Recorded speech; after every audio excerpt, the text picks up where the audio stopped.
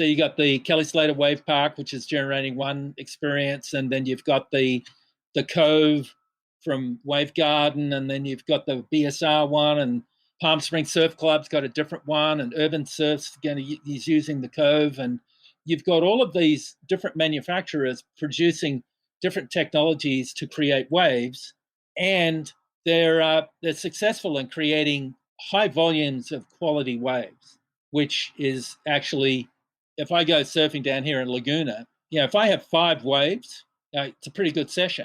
But I know I could go to BSR or the Palm Springs Surf Club and maybe get 20 waves. It'd be pretty unbelievable.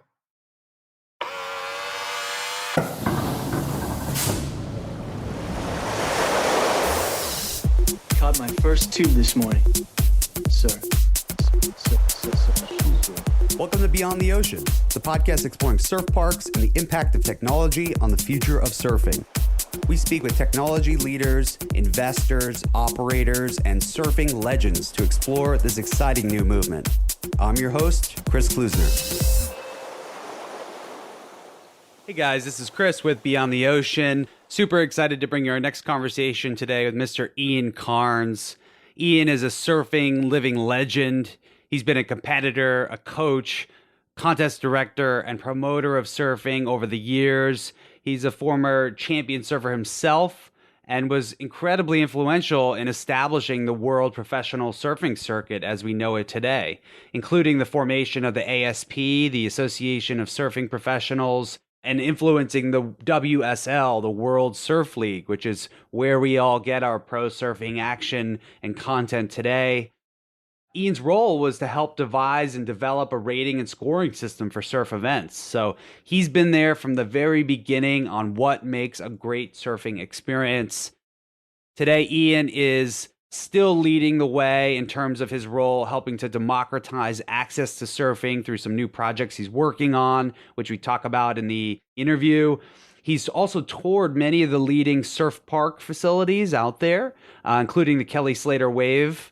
So he's got some really good insights into what those waves are like, what makes a best-in-class surf park experience, and really just how people can think about surf parks fitting into their repertoire.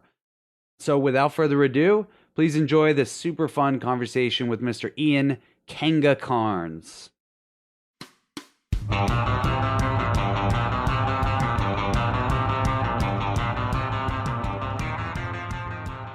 Hello, Ian. How are you? I'm doing good, Chris. Thanks for having me on.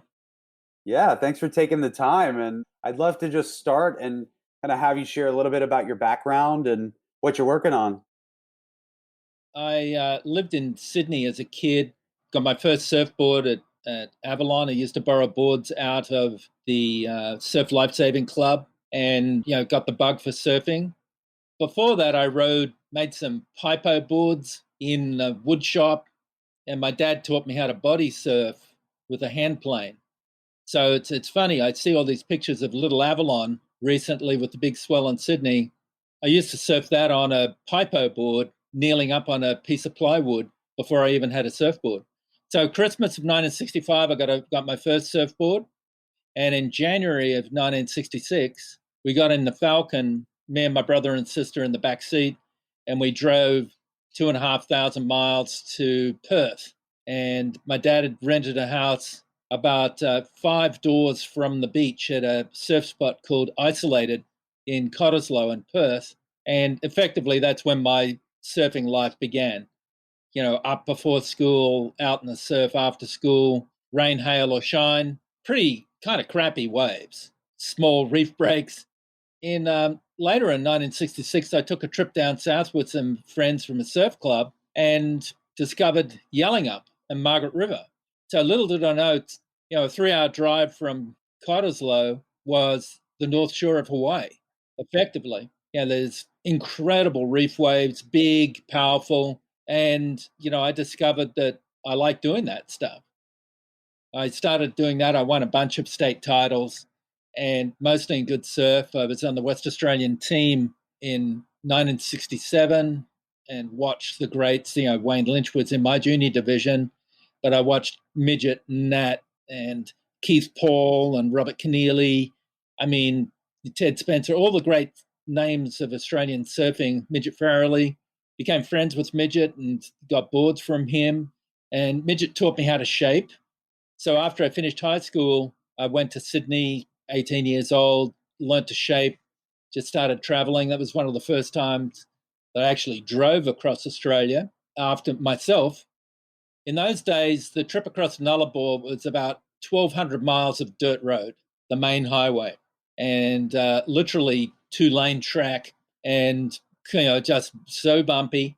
But right before you get into South Australia, or actually into South Australia, there's a break called Cactus, which is an incredible group of reef breaks, just sort of on the edge of the Nullarbor Plain in the desert. There's a whole subculture of driving and traveling in Australia. Our deal was if you had a couple of guys, was 1,000 miles a day. That's how far you'd drive. So that's 20 hours times 50 miles an hour. And we drove to Melbourne, we drove to Sydney, we drove to Brisbane. It was just so much time in a car. So that's how you got around in those days. I saw you posted recently that open top Land Rover. I was a Land Cruiser. Land Cruiser, beautiful. Yeah, I had one of those things, man. It was all steel inside. If you hit, and of course, when you're off road, you're bouncing off the side of the car, and you got multiple bruises. But we used to bush bash to go and find waves.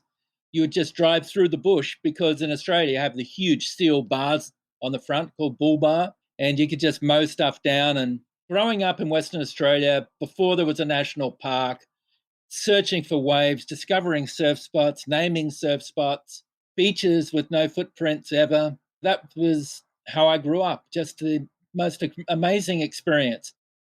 Western Australia is still wide open like that because there's not many people. But, surfing waves, you see all those waves way up north, Kalbarri and Nalu. It's 400 miles from Perth to Kalbarri. To get to Nalu or to Carnarvon, it's another 600 miles. The coastline is cliff. That's 600 miles with a gas station every 100 miles and about 1 billion kangaroos to hit. Just the experience of traveling in Australia is, you literally know what nothing looks like. There are no people, 100 miles to the next gas station. It's actually really, really liberating to just have that freedom to be out there in the middle of nowhere. That was growing up. Was on the Australian team in 1970 and met Corky Carroll and a bunch of really cool people on the American team. And then in 72, I was on the Australian team at San Diego. And that was PT, Rabbit, Michael Peterson, Mark Richards, Simon Anderson. Like, if ever there was a rock star surf team, that was it. We hung out in San Diego and surfed there. And that was when my first trip to Hawaii. I got off the plane and went out to the North Shore and was surfing Velzyland, and the swell came up. And that afternoon, I was surfing Sunset Beach. And Sunset Beach is like Yallingup or Margaret River. They're just bigger and more powerful. So I had this really great foundation laid for big waves. It was politically, there was no IPS, ASP, WSL. There were just individual event promoters, and it was super hard to get into the events. In the house I lived in that first winter in 1972, Paul Nielsen won the Smirnoff and Grant Oliver was third, and we were living in the same house, and we'd surfed the day before at Haleiwa. And I know I surfed as well as those guys, but I couldn't get in the event. Next year, when I went back, 1973, I was on the North Shore. I was planning to stay the winter at $150 was my budget to stay the winter.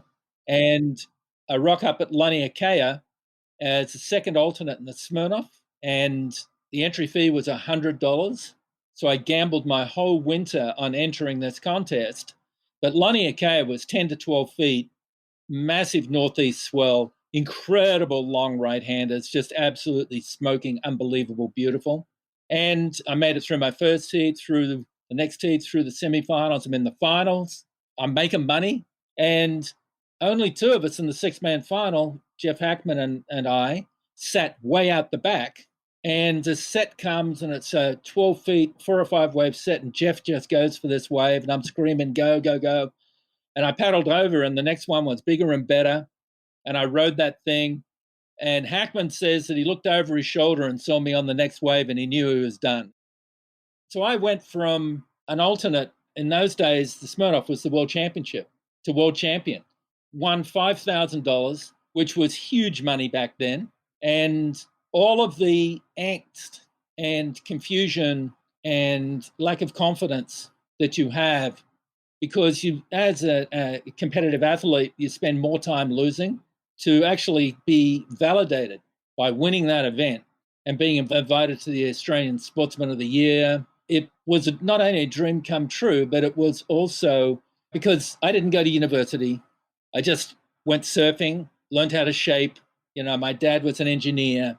So I took this left turn, and to have the validation of winning that event and making money like that, back in those days, a normal salary for a week was $100. So I quickly was earning more than $100 a week shaping surfboards. But winning that event was like, holy mackerel, I could be a pro surfer when there was no such thing. That was 73, 74, 75, 76, 77. I went back and competed there, and I ended up winning 6 World Tour events. The Duke of Hanamoko in 1975 and 30-foot closeout Waimea. I surfed the Smirnoff when it was even bigger. I actually got caught inside paddling out after swimming and pushed under closeout Waimea, held onto my board. Because in those days, there was no rescue. You lost your board, you died. So it was really interesting time. So, we were actually fairly incredible swimmers because we had to be. And, so surfing the whole North Shore without leashes, learning how to hold onto your equipment, that's a whole set of experiences that no one gets to have these days.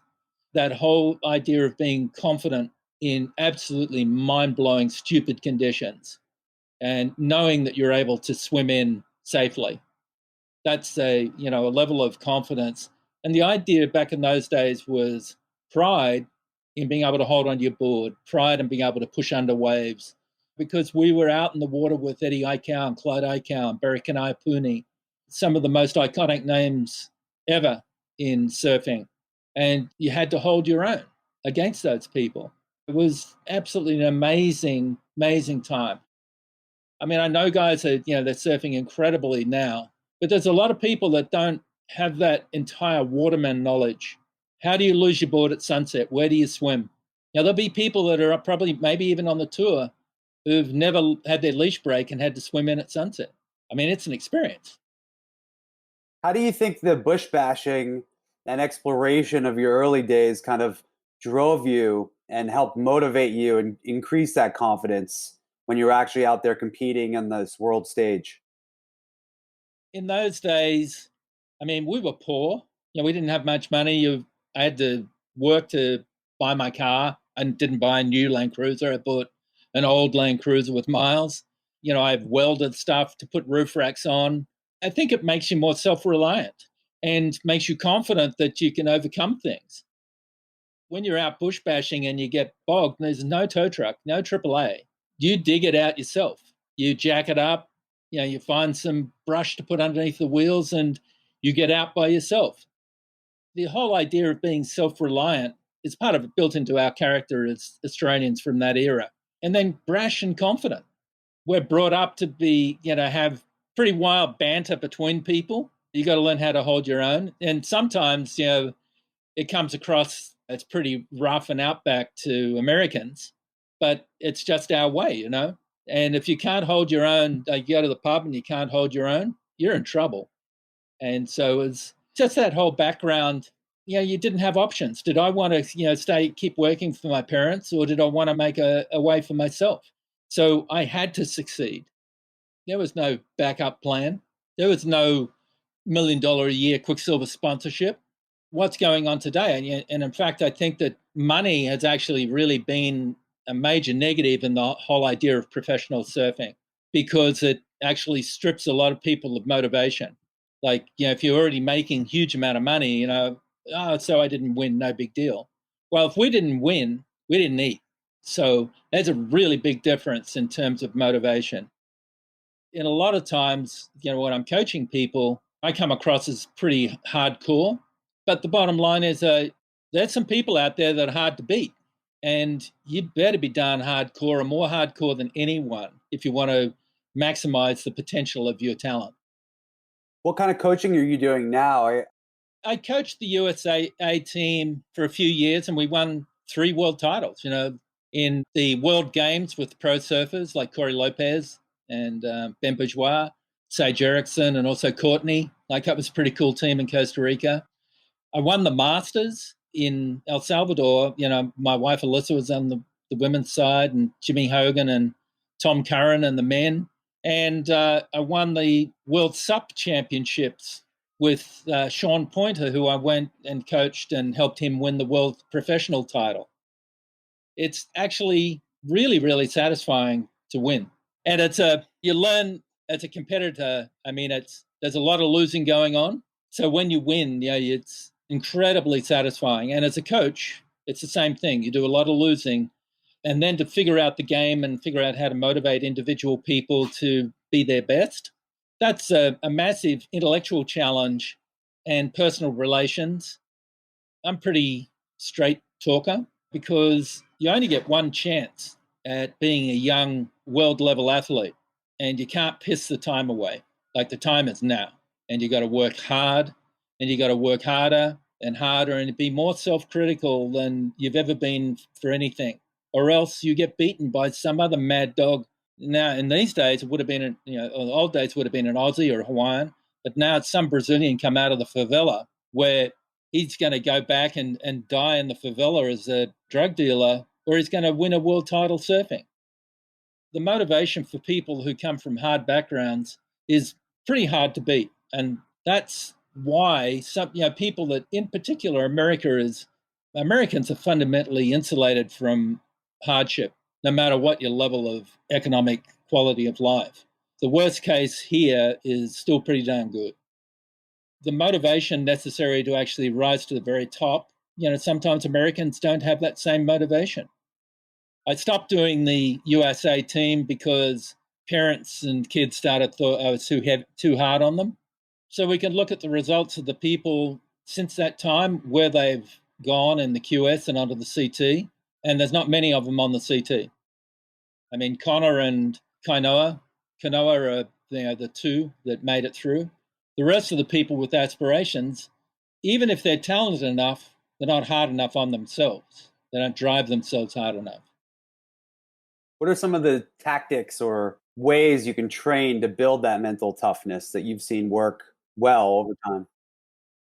Firstly, it's a broad array of skills: small waves, big waves. Small waves is about quickness and agility. So you take someone like Andy Irons, incredible in gnarly waves, and yet he could generate speed out of nothing. So in my mind, he invented the pumping the energy into the board. So that was a skill and a technique for small waves. And yet he could then put full power down and Pipeline and Chopu and places like that. And there's only one way to learn in gnarly waves like Pipe and Chopu. That's to go there and get your ass beat. There's only one way in big waves, and that's the hard way. And so sometimes that's a barrier of entry to people.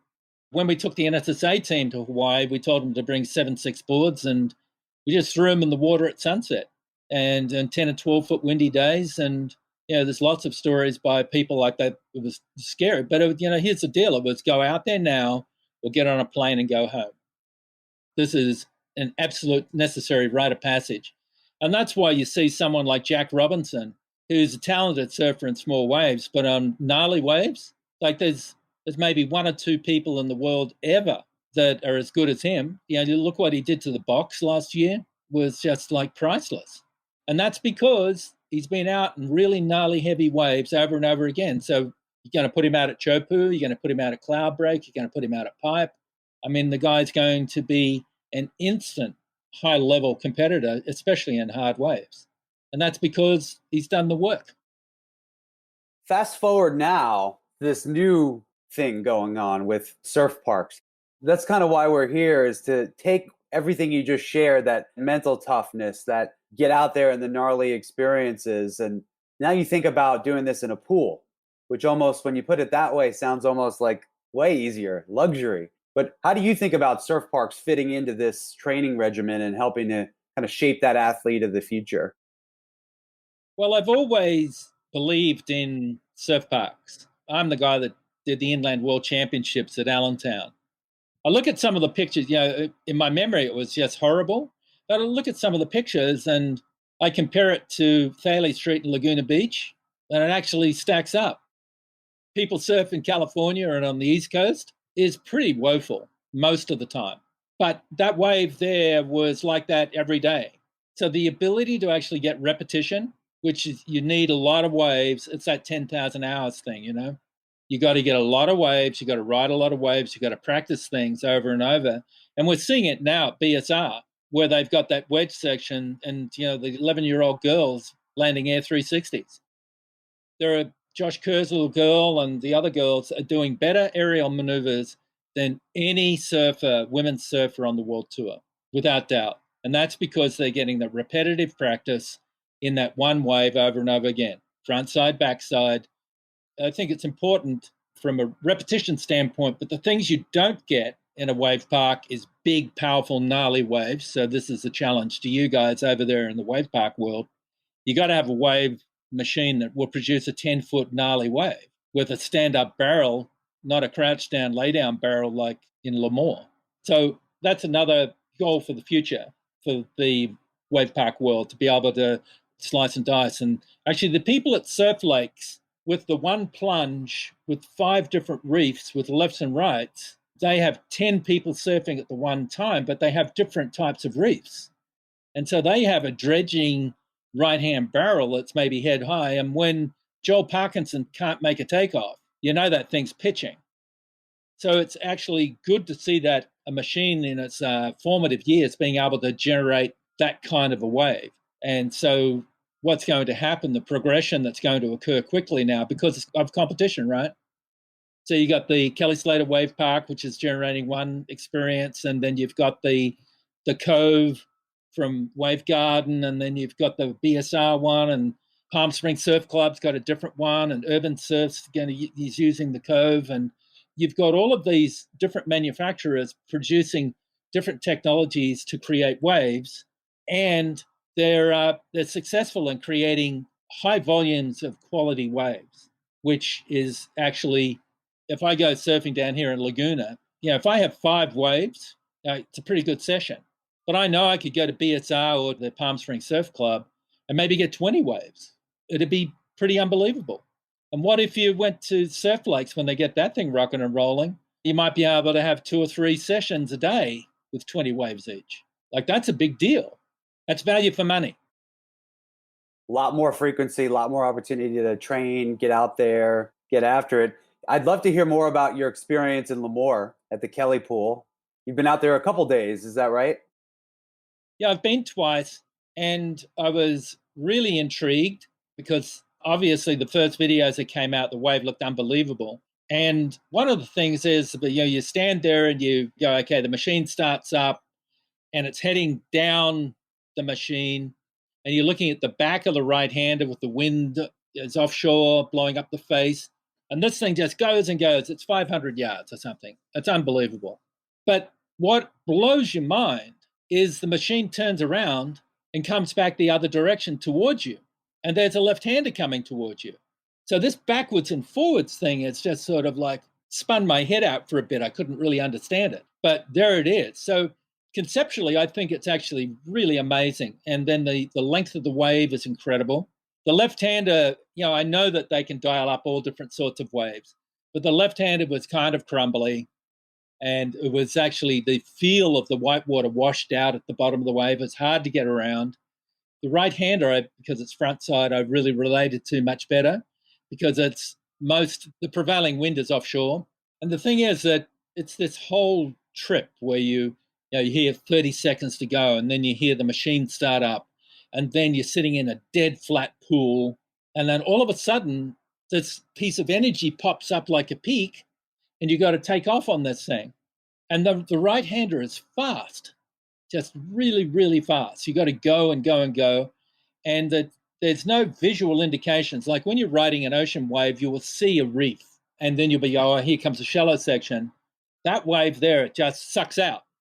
There's no visual indicator. So what you have to do is learn how to count the numbers the entire machine has posts with numbers. So you can actually surf by numbers, right? You can go, oh, I'm coming up to number 50, 54 is the suck out piece, get ready. They built this park up there because it was available. They had water rights, but it's a long way to go. And the experience for me was not that great because there's not enough waves. Waiting 4 minutes for a wave, doesn't matter how good it is. If you're there for, my last trip, I was there for 3 days. I had one session, one evening with 4 waves. And I was there with my wife, who's a world champion surfer, and she rode none. Because the infrequency of the waves, when we go surfing, we just want to bust out there and grab a bunch of waves, and that's part of the stoke, right? This whole idea, this wave is, I've got 4 for my 3 days. It's so valuable, you can't afford to blow it. And I blew 2 of my waves, didn't make a left, didn't make a right. So I'm down to 2. So I was not going to do anything other than make that wave. I've made the left, I've made the right, but I don't want to go back because I don't want to sit around watching other people surf. Surfers want to surf. We don't want to watch other people. In essence, the experience of going there and just watching a surf contest and swapping that for lowers really ignores the actual zeitgeist of surfing. And lowers, you sit there and watch the contest, but you can take your kid down the beach and surf middles. Take a break from the contest, get a wave, hang with your kid, do all this sort of stuff. It's really, really friendly to families and dads turning their kids on, let's go and get an autograph from Kelly. Whereas there's a further division. There's the people that have driven to be spectators are actually fenced off from the people who are there at the park as VIPs. So it's really very, very different to the event that it replaced. The fact that it's, marginally commercially successful because there are elite people that can afford $50,000 to rent the park for a day actually really goes against the grain with my thinking. Because, surfing's meant to be free. It's meant to be an open playing field for everyone. And the idea that, Apple executives can throw down 50 grand and just go there and surf a morning and then bail just doesn't jive with me. I came from a blue-collar background. My grandfather worked on the wharves. The new parks that are coming up, whether it's Surf Lakes, whether it's Wave Garden, whether it's the BSR, these technologies give the average person the opportunity to inexpensively surf a bunch of waves and have a really great experience. And, we're all equal. That's the proletariat, right? I run retreats at a 5-star hotel with some pretty wealthy guys. And we go surfing where other people surf. And we're all equal because we're just people on a surfboard going surfing. And this is one of the really beautiful things about surfing is it equalizer. And the Kelly Slater Wave Park is the exact opposite of that. It's expensive and it's built for corporate retreats for wealthy executives. And, I don't like the vibe. I don't want to drive there again. In fact, I won't go back. But I would love to go to one of these other places where I can ride a bunch of waves. What do you think happens to this new generation of surfers that don't have to hunt for their waves like you did? Don't have to go track through the bush and go figure out how to access a wave and when to go and check the conditions. It's just kind of handed to you on a silver platter in Lemoore or Waco. How do you think that changes surfing? Now we have people learn to surf in the park, and then we have the ocean. And you see it in a microcosm in Europe, firstly with that river wave in Munich, and then the machine that's been developed by City Wave that is the same standing wave with the water rushing up the face like a river wave. And you see people, Germans in particular, one of their last events was won by a Ukrainian wakeboarder. These people are coming from other sports and they're learning how to ride this wave, and they become, quite good because they're watching surf videos and they're learning maneuvers.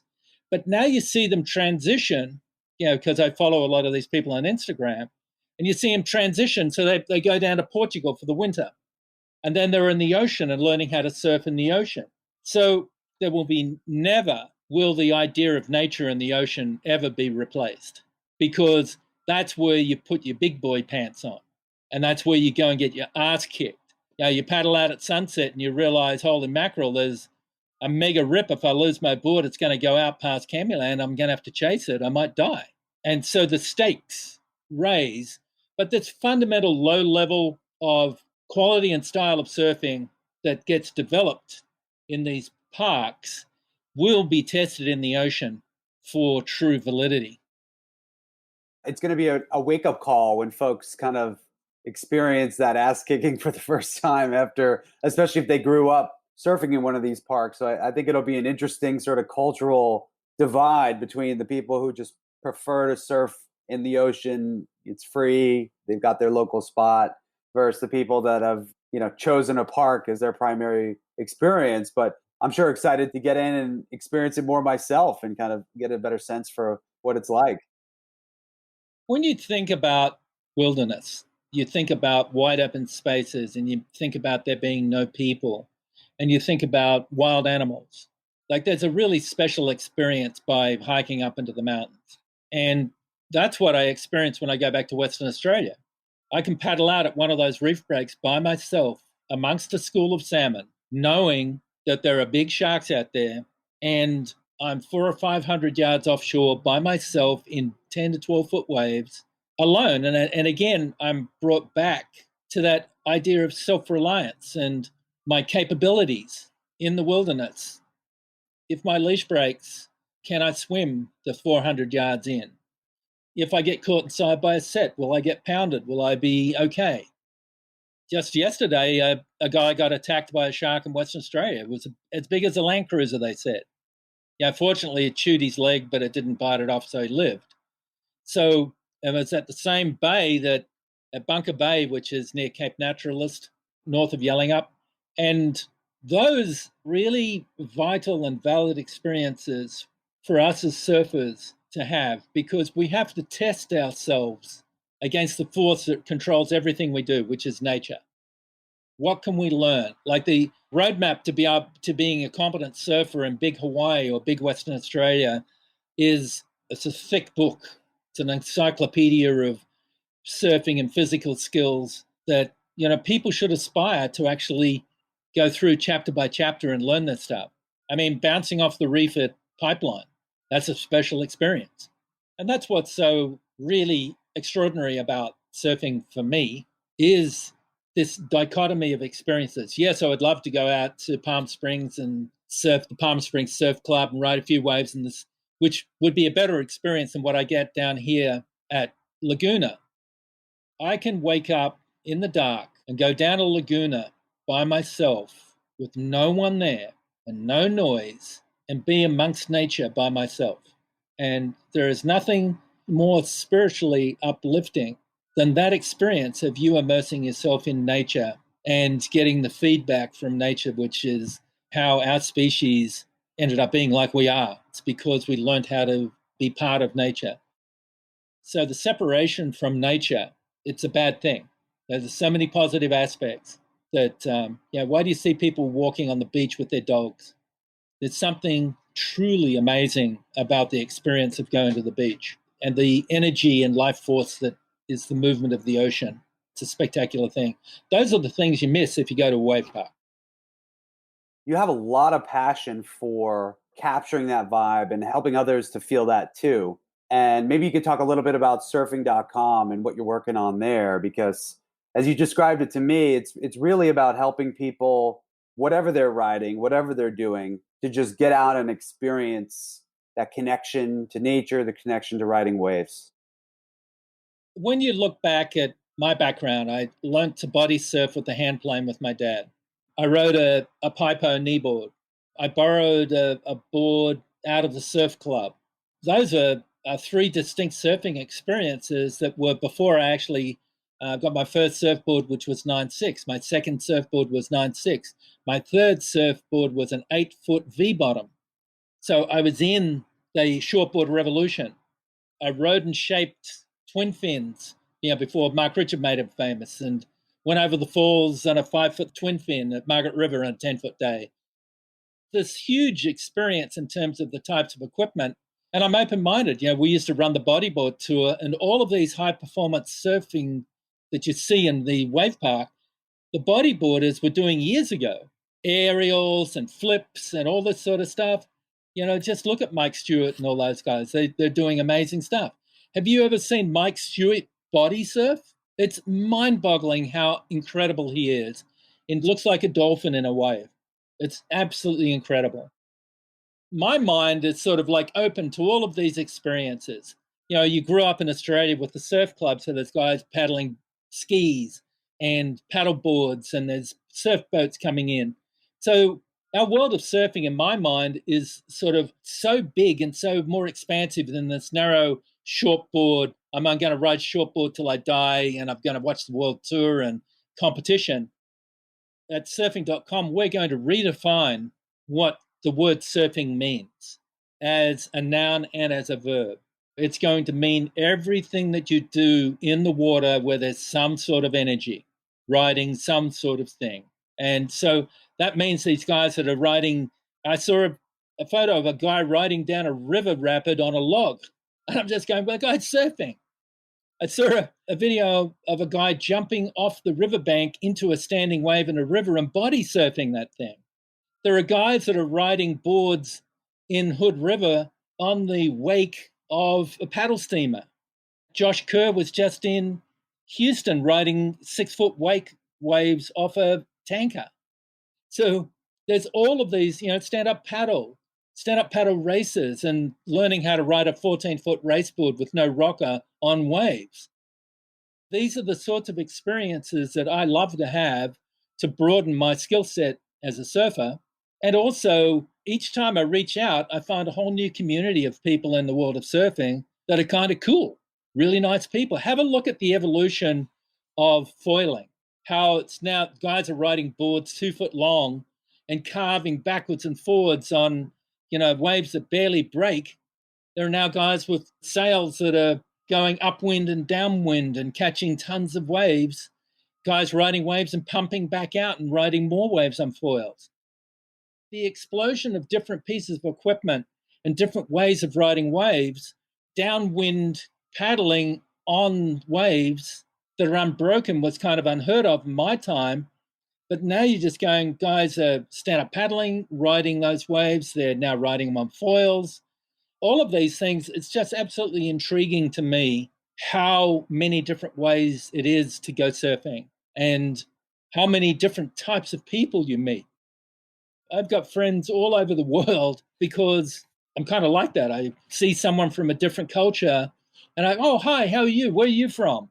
And now we talk, and now with the way the world is so small with Instagram, I'm constantly communicating with friends of mine in Spain and, the Hasulia brothers from Hungary, and one of them's in Portugal and the other one's in Bali. And this connection with people all over the world, this massive community we have, and we all have the same thing in common.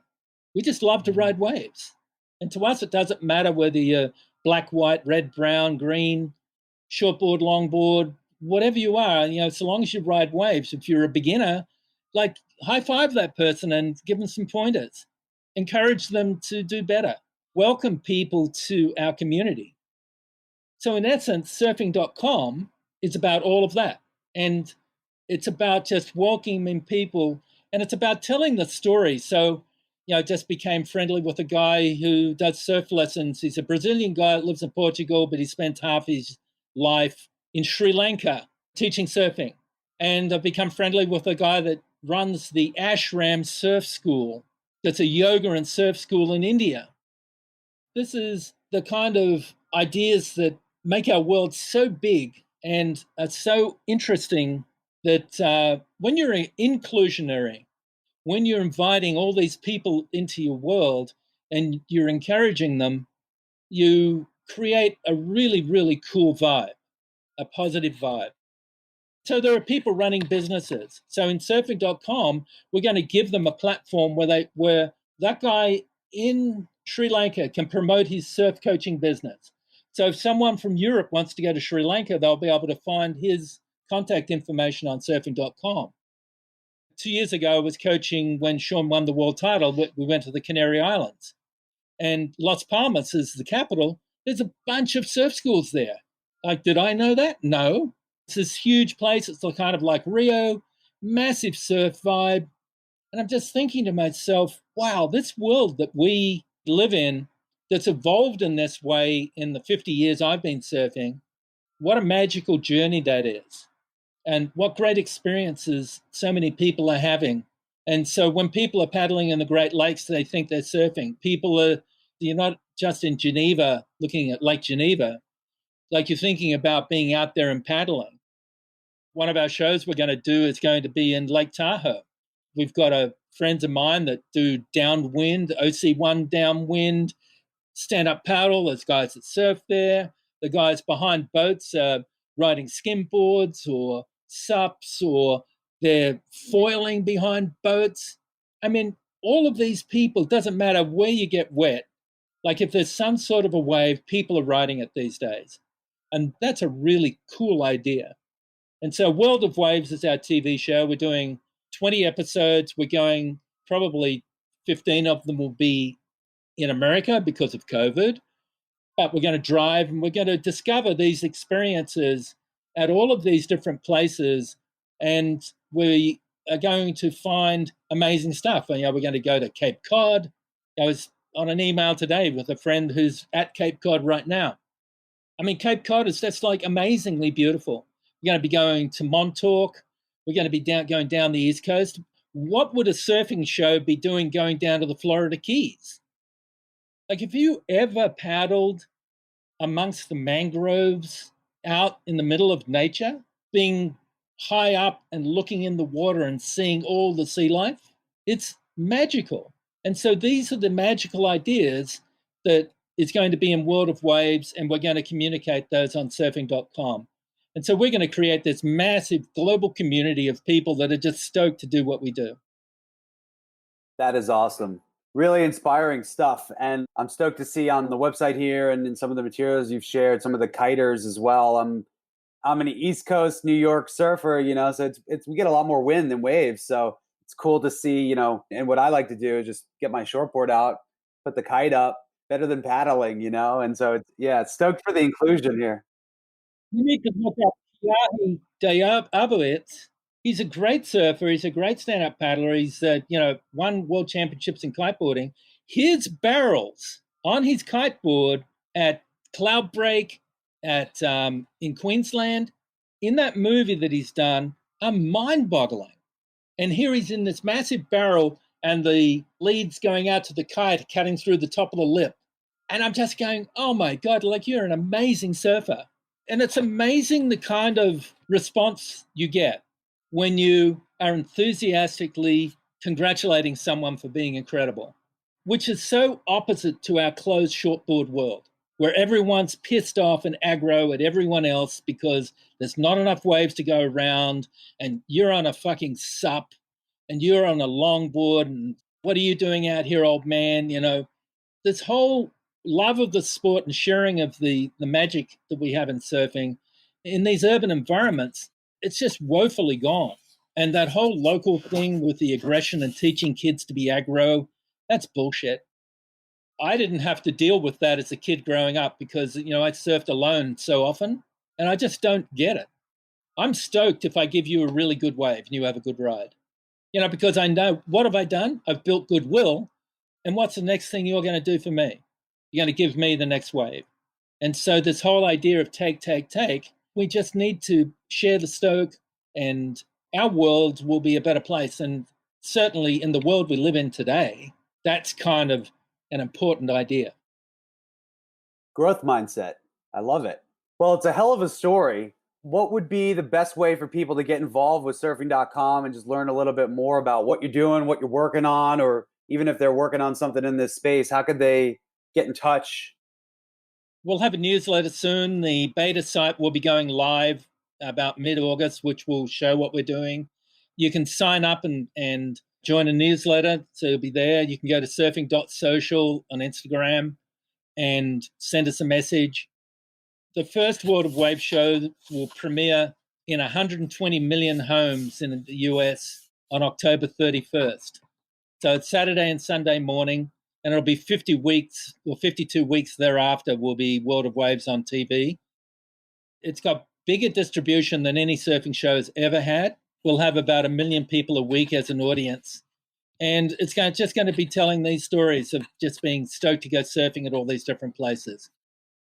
What's cool about Santa Cruz? Did you know that Steamer Lane is on the migratory path of the monarch butterfly? If you go 100 yards from the parking lot at Steamer Lane into the bush there, you go into this fairyland of trees completely covered with orange butterflies. These are amazing things. I've got 1,000 stories like that where you just go out into nature and you see things that are beyond belief. And so I think that we've just got to open up our minds a little bit and reach out a little bit further and explore our world a little bit more. And hopefully with worldofwavesandsurfing.com, we can help inspire people to do that. That's incredible. And what would be the best way for people to follow you personally and check you out either on Instagram or otherwise on the socials? I'm Ian Cairns. Sometimes I'm Kanga Cairns. That's my alter ego. Instagram. I actually don't do Twitter and Facebook anymore because I find the politics too divisive. It's opposite to the message I think that we need to promote is we need to come together and deal with problems. We need to celebrate the differences we have, not just fragment into different tribes. And this is one of the really amazing messages of surfing is we all share a love for the same thing. And that's what ties us together. We can make the world a better place through surfing. What a way to segue. I think maybe we should call it at that. That's such an inspiring message. And I just wanted to thank you again for taking the time to do this and share your story and really inspire people to get out there and just open their eyes. So thank you. Oh, it's a real pleasure. Good luck with everything you're doing. This is going to be a very interesting time. We couldn't agree more. And, that's really the purpose of what we're doing here is to just talk to people that have a point of view and have been to, experience these surf parks, or even if they haven't, just want to get the message out there around what it means to be a surfer and why that's important. And I think you've done an incredible job here just laying that out. And hopefully some people that are listening to this that have never been surfing might kind of take a second look, whether it's in a park or in the ocean or even just body surfing next time they're at the beach. I agree. I think the world would be a better place if everyone just shut up and got a few extra waves, Thank you so much. And we'll talk soon. Okay. See you, mate.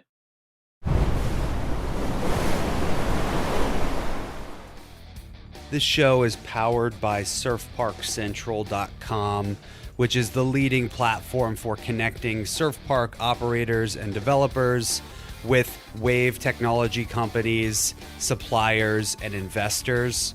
If you're a consumer, an enthusiast looking to break into the surf park industry, you can check out surfparkcentral.com/insiders to learn more about our exclusive program for events, conferences, and exclusive content to help you learn about the growing industry and the key players.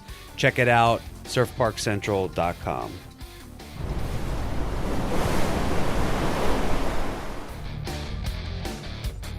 Please subscribe to our podcast on Spotify or Apple Podcasts. Do leave us a review if you like what you hear. It really helps us to get the word out, get featured, and get more people to listen in. Also, please check out our website, beyondoceanpodcast.com.